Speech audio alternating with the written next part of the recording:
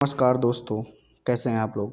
दोस्तों, युद्ध कभी भी किसी के लिए फ़ायदेमंद नहीं होता, जबकि युद्ध में नुकसान दोनों पक्षों का होता है।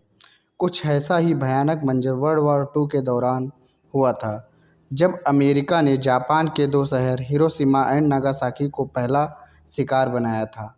अमेरिका ने हिरोशिमा पर 6 अगस्त 1945 तथा उसके 3 दिन बाद नागासाकी पर 9 अगस्त 1945 को परमाणु बम गिराया था। इन दोनों हमलों ने दोनों शहर में लाशों का ढेर लगा दिया था।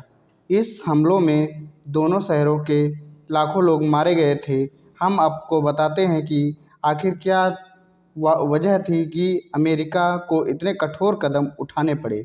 दोस्तों, इस घटना को बताने से पहले आपको यह जानकारी दे दूं कि इस वर्ल्ड वॉर 2 में जो लड़ाई थी वह एक्सिस पावर और एलाइड पावर के बीच थी।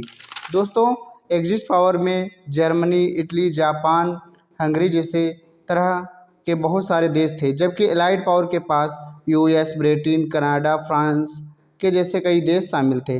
लेकिन हिटलर की मृत्यु के बाद जर्मनी की नाजी सेना पूरी तरह से बिखर गई और एलाइड पावर के सामने एक्सिस पावर की में कमी दिखाई दी।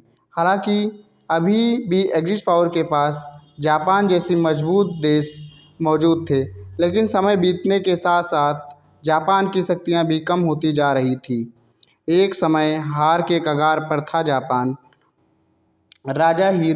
जापान के राजा हिरोहितो अपने आप को सरेंडर करने के लिए तैयार नहीं थे और उनकी जिद की वजह से लाखों लोगों की जान जा रही थी और मजबूरन वर्ल्ड वॉर 2 को ख़त्म करने और जापान को रोकने के लिए अमेरिका को कोई बड़ा कदम उठाना था। साथ ही अमेरिका ने 16 जुलाई 1945 को परमाणु बम बनाकर सफल परीक्षण भी कर लिया था। हालांकि इसी समय ऑपरेशन डाउनफॉल के नाम से अमेरिका पर एक बड़ा हमला करना चाहता था जापान। जब इसकी भनक अमेरिका के प्रेसिडेंट हेनरी ट्रूमन को लगी तो उन्होंने देश के बड़े अधिकारियों से मिलकर जापान पर परमाणु बम गिराने की तैयारी शुरू कर दी। फिर बम जापान के किस जगह पर गिराया जाए, इसके लिए रिसर्च के लिए अमेरिका ने एक कमेटी का गठन किया।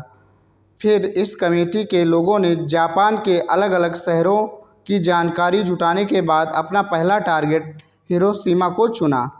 हालांकि परमाणु हमले से पहले किसी भी देश को दूसरे देश की परमिशन की ज़रूरत होती है। फिर अमेरिका ने यूनाइटेड किंगडम से परमिशन ले ली। फिर अमेरिका ने एयरक्राफ्ट के जरिए 6 अगस्त 1945 को 8:45 पर हिरोशिमा पर बम गिरा दिया। जो बम गिराया था उसका नाम लिटिल बॉय रखा गया था। इसे ज़मीन पर पहुंचने में 4.4 सेकंड लगे।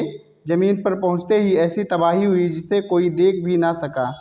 बम ने लगभग हिरोशिमा की लगभग 30% आबादी को ख़त्म कर दिया, जिसमें लगभग 80 लोग मारे गए। उसके बाद जापान कुछ समझ पाता। उसके 3 दिन बाद 9 अगस्त 1945 को दूसरा बम नागासाकी पे गिरा दिया गया। उस बम का नाम फैटमैन नाम